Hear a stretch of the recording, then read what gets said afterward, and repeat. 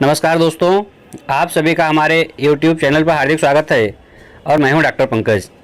दोस्तों, आज बात करने वाले हैं कि लोटस ट्यूबर में और लोटस रनर में बेसिकली क्या डिफरेंस होता है और अगर आप ऑनलाइन इसको ख़रीदना चाहते हैं तो दोनों में आपको किसको ख़रीदना चाहिए। दोस्तों, ये जो आप टब देख रहे हैं ये हमारा ट्यूबर से ग्रो किया हुआ टब है और इसको हमने तालाब से ट्यूबर को मंगाया था। लेकिन अगर आप ग्रो करना चाहते हैं तो आपको हाइब्रिड ट्यूबर ख़रीदना चाहिए। दोस्तों, इसको ध्यान से देखिए। ये जो आपको पिक्चर दिख रही है ये लोटस रनर की है। ध्यान से देखिए, रनर जो होता है वो भी ट्यूबर का ही एक इनिशियल स्टेज होती है। ध्यान से समझिए कि जो रनर है वो ट्यूबर की इनिशियल स्टेज है और यही रनर आगे चल करके ट्यूबर में कन्वर्ट हो जाता है।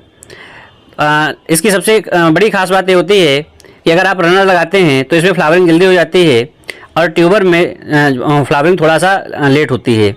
यहाँ पे ध्यान से देखिए, राइट हैंड में रनर है और लेफ्ट हैंड में ट्यूबर है। ट्यूबर जो होता है वो एक रिजर्व फूड को अपने में कलेक्ट करता है और बेसिकली ये राइजोम होता है। राइजोम्स से मतलब होता है अंडरग्राउंड स्टम। ये अंडरग्राउंड स्टम होता है। दोस्तों, जब भी आप ऑनलाइन कोई भी ट्यूबर या रनर मंगाते हैं तो आपको इस प्रकार से उसको एंटी फंगल में ट्रीट करना होता है और कम से कम हर 24 घंटे के बाद में आपको इसको ट्रीट करना है। दोस्तों देखिए, ट्यूबर बहुत सारे पड़े हुए हैं और जो हमने ऑनलाइन परचेज किए हुए हैं, ऑनलाइन मंगाए हुए हैं। हालांकि हम किसी का यहाँ पे रिकमेंडेशन नहीं करते हैं, न ही हम उनका नाम बताएंगे जिनसे हमने लिया हुआ है।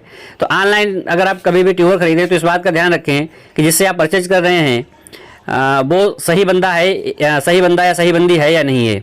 क्योंकि कभी कभी ऐसा होता है कि जब आप ट्यूबर खरीदते हैं तो उस टाइम तो ये लोग बहुत अच्छे से बात करते हैं और बाद में अगर आपको क्वेरी करते हो तो इनको जो है दिक्कत होने लगती है।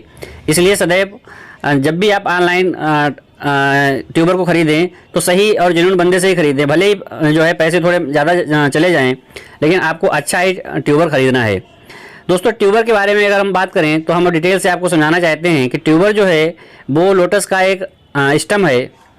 ये अंडरग्राउंड स्टम होता है और जो हॉरिजॉन्टली चलता है और आगे चल के हर नोड पे ये रूट्स को प्रोड्यूस करता है।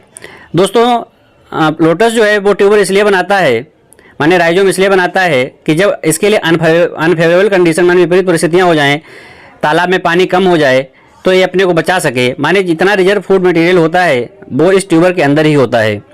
दोस्तों, जब भी आप ट्यूबर को ख़रीदते हैं तो आप समझिए कि ट्यूबर जो है वो एक डार्विन्सी कंडीशन में होता है। माने जब लोटस को डार्विन्सी में जाना होता है तब वो ट्यूबर को बनाता है। तो इसमें बहुत सारा रिजर्व मटेरियल होता है, रिजर्व फूड मटेरियल होता है जिसको वो इकट्ठा करता है। इसलिए आपने कभी कभी देखा होगा कि जिसको कमल ककड़िया भसीड़ा कहते हैं, बेसिकली यही ट्यूबर है और ये बहुत कभी कभी लंबा भी होता है और बहुत मोटा होता है। तो जितना मोटा ट्यूबर होगा उतना ही समझिए कि वो डार्विन कंडीशन में चला जाएगा। इसलिए बहुत ज़्यादा ज़रूरी होता है कि जब भी आप ऑनलाइन ट्यूबर ख़रीदें तो ट्यूबर को कम से कम 1 हफ्ते तक के लिए पानी में इसको फ्लोट करें। जब आप फ्लोट करेंगे तो ये ट्यूबर आपका इसकी डार्विन्सी टूट जाएगी और ये नई इनिशियल जो लीव्स हैं उनको प्रोड्यूस करेगा और वहीं पर से रूट्स बनेंगी।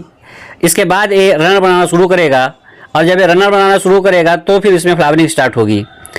तो आप हमारी समझ से आप लोग अच्छे समझ गए होंगे कि ट्यूबर में और रनर में क्या फ़ायदा होता है। कभी कभी बहुत सारी ऐसी वैरायटी होती हैं जो ट्यूबर कम बनाती हैं और रनर ज़्यादा बनाती हैं। माने उनका जो रनर है वो ट्यूबर में मैच्योर होने में काफ़ी टाइम लग जाता है। तो अगर आप आसपास रहते हैं, माने अगर लोकल एरिया में रहते हैं, तब उस कंडीशन में आपको रनर ख़रीदना चाहिए।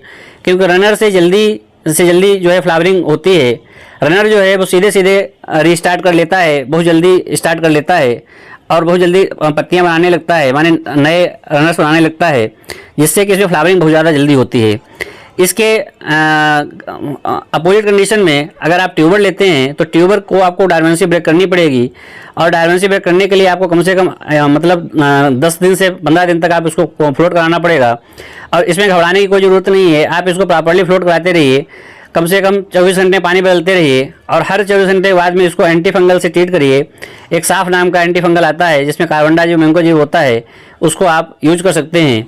जिससे कि जब जो इसमें नई रूट्स निकलने लगें, सूट्स तो इसमें निकलने लगती हैं, लेकिन आपको वेट करना है कि इसमें नई रूट्स जब निकलने लगें तो फिर आप जो है इसको अपने टब में जो है वो ट्रांसप्लांट कर सकते हैं। दोस्तों बहुत सारी वैरायटी जो है वो ऑनलाइन अवेलेबल हैं।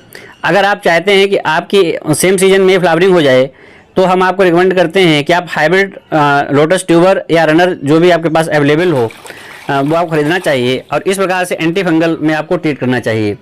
दोस्तों यहाँ पे विशेष आपको ध्यान इस बात का रखना पड़ेगा कि अगर आप मतलब सेम एरिया से हैं तो आप रनर खरीदें, नहीं तो आपको ट्यूबर खरीदें। उम्मीद करते हैं आपको हमारी जानकारी पसंद आई होगी। मिलते हैं किसी नए वीडियो में। आज के लिए बस इतना ही।